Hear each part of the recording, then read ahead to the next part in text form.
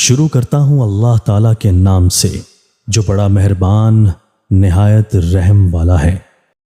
حضرت جریر بن عبداللہ رضی اللہ تعالیٰ عنہ کہتے ہیں کہ میں نے رسول اللہ صلی اللہ علیہ وآلہ وسلم سے نماز قائم کرنے، زکوٰۃ دینے اور ہر مسلمان کے ساتھ خیر خواہی کرنے پر بیعت کی۔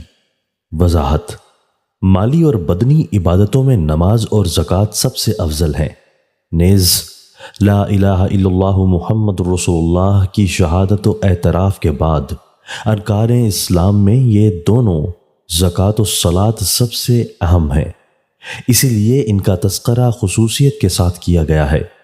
اس حدیث سے معلوم ہوا ہے کہ خیر خواہی عام و خاص سب کے لیے ہے۔ طبرانی میں ہے کہ جریر رضی اللہ تعالیٰ عنہ نے اپنے غلام کو 300 درہم کا ایک گھوڑا خریدنے کا حکم دیا۔ غلام گھوڑے کے ساتھ گھوڑے کے مالک کو بھی لے آیا۔ جریر رضی اللہ تعالیٰ عنہ نے کہا کہ تمہارا گھوڑا 300 درہم سے زیادہ قیمت کا ہے، کیا اسے 400 میں بیچو گے؟ وہ راضی ہو گیا۔ پھر آپ نے کہا کہ اس سے بھی زیادہ قیمت کا ہے، کیا 500 درہم میں فروخت کرو گے؟ چنانچہ وہ راضی ہو گیا۔ پھر اسی طرح اس کی قیمت بڑھاتے رہے، یہاں تک کہ اسے 800 درہم میں خریدا۔ اس سلسلہ میں ان سے عرض کیا گیا تو انہوں نے فرمایا، میں نے رسول اللہ صلی اللہ علیہ وآلہ وسلم پر ہر مسلمان کے ساتھ خیر خواہی کی بیعت کی ہے۔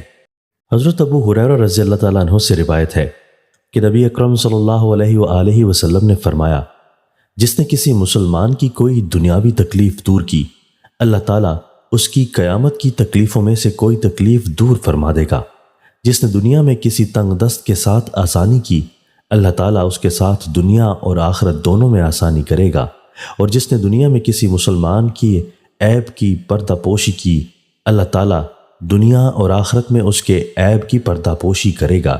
جب تک بندہ اپنے بھائی کی مدد میں لگا رہتا ہے، اللہ تعالیٰ اس کی مدد میں ہوتا ہے۔ وضاحت: اس حدیث سے معلوم ہوا کہ اللہ کی رضا کی خاطر دنیاوی مفاد کے بغیر جو کوئی مسلمانوں کی حاجات و ضروریات کا خاص خیال رکھے اور انہیں پوری کرے تو اس کا یہ عمل نہایت فضیلت والا ہے۔ ایسے شخص کی حاجات خود رب العالمین پوری کرتا ہے، مزید اسے آخرت میں اجر عظیم سے بھی نوازے گا۔ دوستو، اللہ تعالی ہمیں ان احادیث مبارکہ پر عمل کرنے اور اپنی زندگیوں کو سنوارنے کی توفیق عطا فرمائے۔